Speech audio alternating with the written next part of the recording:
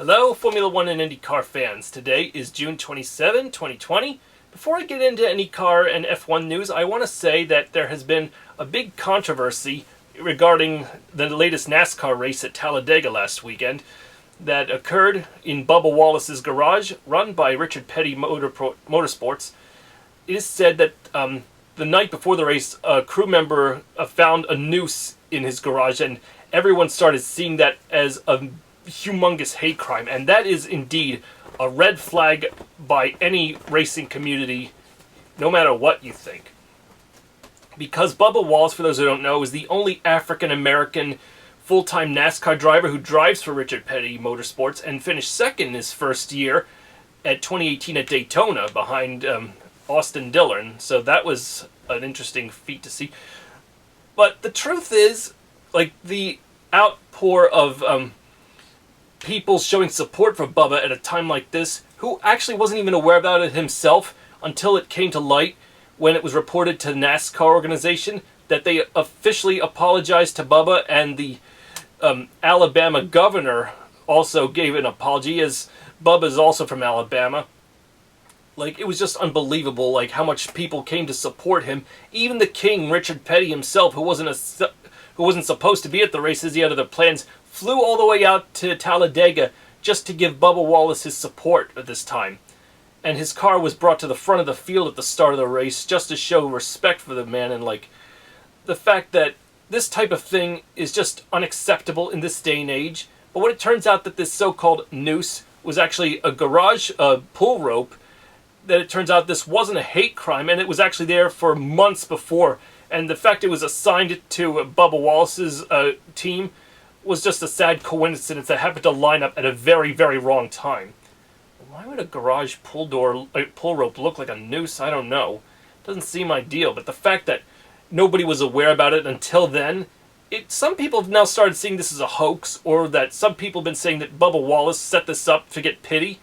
I don't believe it at all. I mean, like, I support you in any way, Bubba, and I'm sorry that this happened to you if you're watching this, and I just want you to know you have my support, and this is definitely not acceptable. I am sorry this is happening to you, and I just hope you can bounce back and, like, never endure any more crap like this again and win some races on your own agenda without controversy. In other news, Kyle Larson, who, as I said back in April, created a big controversy for himself in exactly somewhat the same way by dropping a bad bombed word in April during an iRace.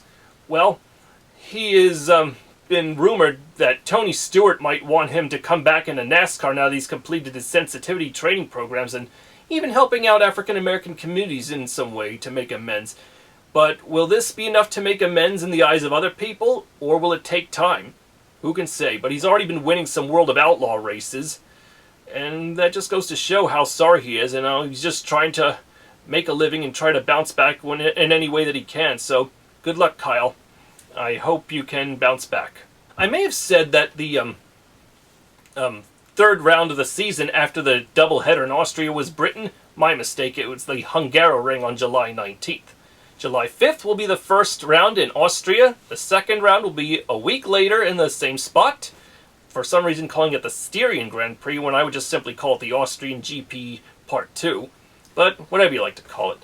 With Williams losing their sponsor Rocket, they found a new one.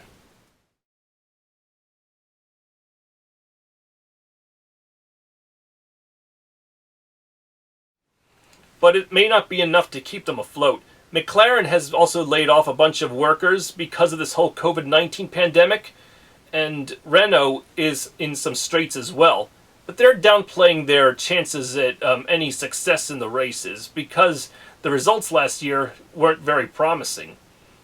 As for Sebastian Vettel, after his contract with Ferrari expires at the end of this year, there were talks that he would probably go to Mercedes, which would be very appropriate, a German driver in a German car, but unfortunately the silver arrows was not pointed at him at all.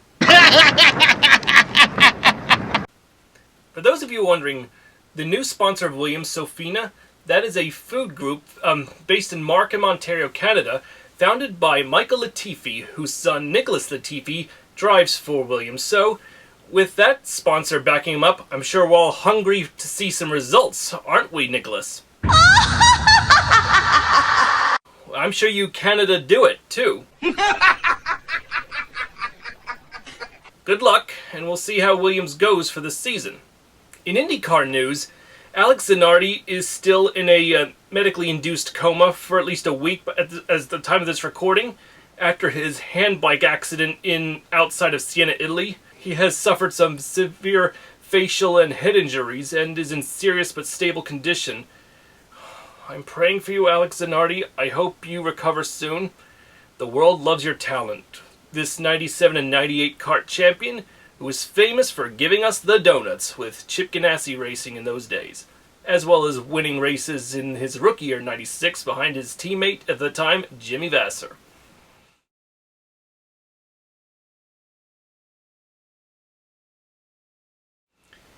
As for the Indianapolis 500, it is said to continue at August 23rd as planned, but the crowds are going to be limited from their maximum of 350,000 to around 175,000 to space out the spectators on account of safety concerns for COVID-19. I sincerely hope to still go regardless. I just have to attend, being a ticket holder among all those of you who have got tickets. I trust you to go on the IMS site and look at your tickets closely to see if you either want to confirm for this year or at least have a credit for the 2021 Indy 500. But I'm certainly hoping to go. And with it being August, I suggest you bring an umbrella to keep the sun off your body and give you some shade. And drink lots of water, because I'm sure it'll probably be the hottest on record as far as I know. Well, possibly, that is.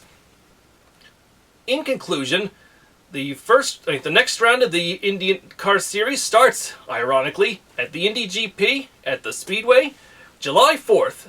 You can tune in NBC at noon Eastern Time when the fireworks fly at the Yard of Bricks.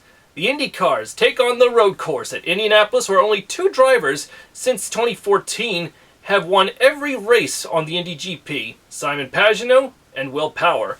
Will one of them maintain one or the other's performance, or will someone else break through? That is to be decided on July 4th. Then July 5th, back to the hills will be alive with the Austrian GP, and then 1 week later they'll be alive again for a second round. Tune in, and we'll see what happens. And if you like my videos or have any comments, like and subscribe to my channel. I'm Aaron Cylinder, firing on all cylinders.